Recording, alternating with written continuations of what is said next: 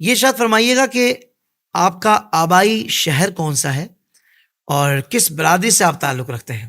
میں مشکور و ممنون ہوں آپ کی محبتوں کا، اور جس طرح سے آپ نے مجھ سے یہ طلب فرمایا میرے متعلق معلومات کا، سب سے پہلے میں اس بات کی آپ کو آگاہی دے دوں، میں وہ چیز نہیں ہوں کہ جس کو پہچانا جائے یا جس کو دیکھا جائے۔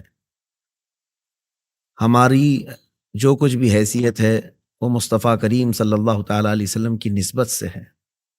اس گلی کا گدا ہوں میں جس میں مانگتے تاجدار پھرتے۔ کیا بات، سبحان اللہ۔ اور پھر میں نے بھی یہ اپنا تعارف اور اپنا انٹروڈکشن اسی سے کرانے کی ہمیشہ کوشش کی ہے جس سے حضرت بیدم وارثی نے کہا تھا، سگے طیبہ سب مجھے کہہ کر کے پکاریں بیدم، واہ واہ واہ، یہی رکھی ہو میری پہچان مدینے والے۔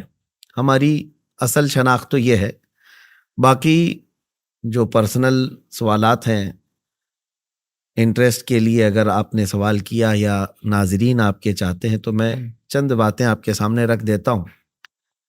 میں ہندوستان کے صوبہ کرناٹک سے تعلق رکھتا ہوں۔ میری پیدائش کرناٹک کا ایک شہر ہے ہبلی، اس کے قریب میں ایک قصبہ ہے تڑس نام سے، وہاں ہماری ولادت ہوئی۔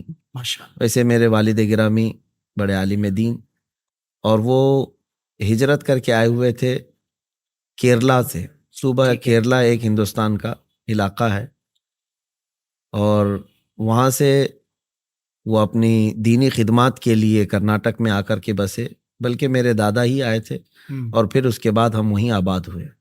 اور پھر جہاں تک آپ نے برادری کے متعلق سوال کیا ہے، اس سلسلے میں بھی ہمارا خاندانی وتیرہ یہ رہا ہے۔ میرے والد گرامی اس بات سے ہمیں منع کرتے تھے کہ نسب لوگوں کے پاس ظاہر کر کے اپنی فوقیت بتانا یہ مناسب نہیں۔ کبھی انہوں نے بھی اس چیز کا ہم لوگوں کو حکم بھی نہیں دیا اور نہ ہی اظہار کرتے، لیکن الحمدللہ میرا خاندان سیدنا ابو بکر صدیق رضی اللہ تعالیٰ عنہ سے، ماشاءاللہ، اور الحمدللہ سبحان اللہ، ہمارے خاندان میں ابھی بھی تقریباً 148 علماء موجود ہیں اللہ اکبر، میرے والد گرامی کے خاندان میں۔ تو یہ علماء کا خاندان رہا ہے، اور ہمارا سلسلہ نسب سرکار سیدنا ابو بکر صدیق رضی اللہ تعالیٰ عنہ تک ہے۔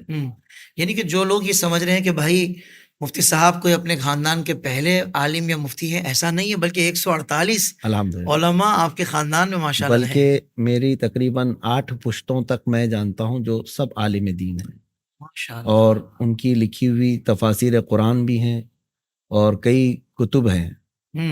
الحمدللہ یہ دینی ماحول کئی صدیوں سے ہمارے گھر رہا ہے۔